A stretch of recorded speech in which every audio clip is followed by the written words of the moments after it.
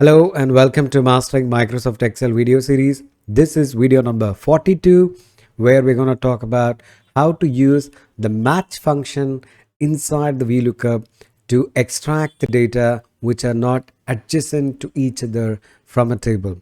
Without much ado, let's get into the Excel screen and let's start exploring about these options. In the last video, we talked about how do we use the column function inside the VLOOKUP, but the only hiccup we faced in that approach is the required columns have to be present adjacent to each other. So what happens if my columns are not adjacent to each other?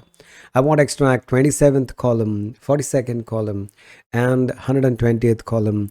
So if my required columns are not adjacent to each other, there comes the match formula to get this done for you. So what basically the match formula does for you is it goes and searches the header where that header is present in your master table, and the position will be returned as an answer.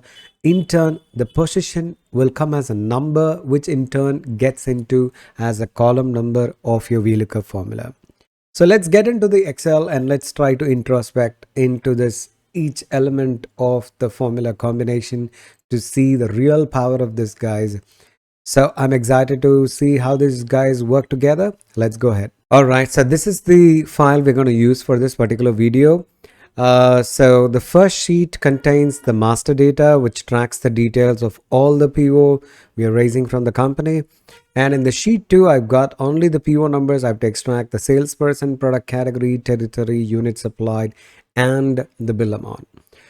But the real challenge here is they are not adjacent columns which I want to extract, because salesperson is there in the second column, whereas the territory available in the fifth column, the product category available in the ninth column, the unit supplied and the bill amount available in the third and fourth column. So they are not in the exact position or adjacent position, just like the last time where we used VLOOKUP with column. So now that's where the match function comes into play. Now, first we need to understand the basics of the match function. What ideally the match function is trying to do here is match function always returns the position of a value in a list or array, we can say. All right. So now let's say this is my list of names in which I want to know in which position Jacob is present. So ideally Jacob is present as a third item in the list, but I want a match to search that for me. So say match. And if you check out the definition for the match, it says returns the relative position of an item in an array that matches a specified value in a specified order. The reason why specified order comes into place because match is used in different places for different uses. So it's not just to find position. Sometimes it is also used to find out the lowest match, the highest match. So those times the values have to be in ascending order, descending order. So that's what that specified order means. So let's not get into that. Here we are searching the text. We don't have to worry about these things, and we are looking for exact match. So if you see the first input of the match formula is a lookup value, which is nothing but which item's position you want to find. I want to find the position of the Jacob, comma, where you want to look for. Now the interesting difference between the VLOOKUP and the match function, when you write VLOOKUP, the second input of your VLOOKUP formula is table array. But if you watch the match formula here, the second input is lookup array. So the word table is not there. So when you do not see the tables, it is simple that you're not allowed to select a table. It has to be either a one column selection or a one row selection. Technically speaking, a single dimensional array we are talking about. So here, the array which I want to search is a single row array. Okay, so I'm selecting that, comma, and as usual, just like your VLOOKUP, it's asking, would you like to look for the exact match or the lesser match or the greater match? I'm looking for the exact match. So 0 is the option I'm going to go for.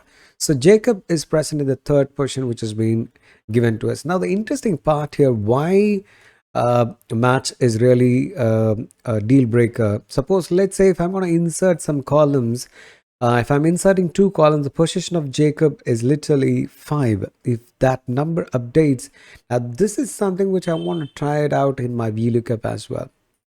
You can see it's getting updated. Again, when I delete it, the position is getting updated. So in my VLOOKUP, I want to search my required header in the master headers, and if I could get that position, and that is the number which is ideally the column number of my VLOOKUP, which I want to use it inside so that it takes care of that. So let's go ahead and put this into action right now in the VLOOKUP. So let's go to the sheet 2. Let's start writing the formula. So equal to VLOOKUP, the value which I want to search is the pivot number, and I'm going to make sure the B is constant here because the entire pivot numbers are there in the B column, comma. The next one I want to go for is where you want to search it. I want to search it in the master table, which is in the sheet 1. I'm going to select the entire master table, making it constant or absolute reference, comma. Now salesperson is in the second column. As of now, I'm just typing the 2, but we will go ahead and introduce the match over here very shortly, comma. False is the exact match, so I'm going to close the braces, hit the enter, which is our normal VLOOKUP formula. But we know that we have already discussed in the last video also, if you insert a column or delete a column, this is going to go into a mess. It's not going to update itself automatically. So that's why we're going to get inside introducing the match formula. So the match formula is going to search for this header. This is the header I want to search for, comma, where I want to search in my master data headers only. So I'm going to select my headers of the master data, only the header. I'm going to make it constant or absolute reference, comma, 0 for the exact match. Close the braces, which completes my match formula. So when you see right now here, it's the same answer. So look at the place where we had the 2, I've introduced the match formula. The match formula is taking this heading, the salesperson heading, C1, and it is going to my master data, and it is searching in the header row, and in turn this is going to give me the position of that header. If I select this particular part and press F9, you can see I got the 2, which basically is what the match formula is doing for us. It is searching and telling you, hey, this is present in the second column. So now I want to copy paste this formula across. I'm going to do a small change before I do that. I need this to be done for the product category. I want to get that done for the sales territory, unit supplied, bill amount. So ideally, the next columns which I want to search for is in D1, E1, F1, G1, right? Those are the headers I want to search for. So in the C1, I'm going to keep the 1 constant. So that will help me to get the rest of the values without any problem. So I'm going to hit enter, and I'm going to double click to populate this for the rest. Copy this formula, go to the rest of the columns. Then I'm going to go ahead and paste this as formulas, and there you go. We got all the values without any kind of change in the formula except the dollar signs in the right place. That's the way we will use the match formula. So now if I go ahead and insert the column in between anywhere in my data, still my formula works without any issue. And that's the beautiful part about this combination, what we're looking for. Now let me show you the very interesting part here, that before I go ahead and show you that exciting part, first I want you to understand the combination of the formula what we wrote. So the first part of your formula is the value which you want to search. The second part of your formula is the table where you want to search. The third part is where you're getting the column number through the match function. Your match function is searching the header which you want to search in the list of headers of the master, so that the match gets you the position of that particular header column in your master table, which in turn becomes your column number of your VLOOKUP, and that gets the magic to work. Now let me show you what is that interesting part I'm talking about. The exciting thing is, so let's say for example, I don't have these columns, I just have the salesperson name.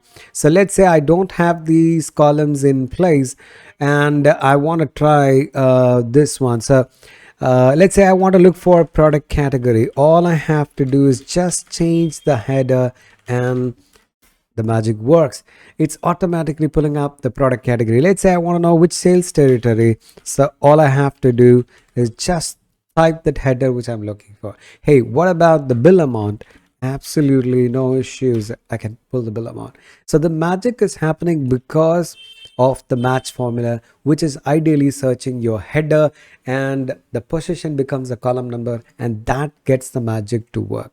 All right. So that takes us to the end of the video. So remember, VLOOKUP with column can be used when you're extracting adjacent columns. VLOOKUP with match can be used when you're extracting non-adjacent columns. And the beautiful part about the match formula, it works based on the header.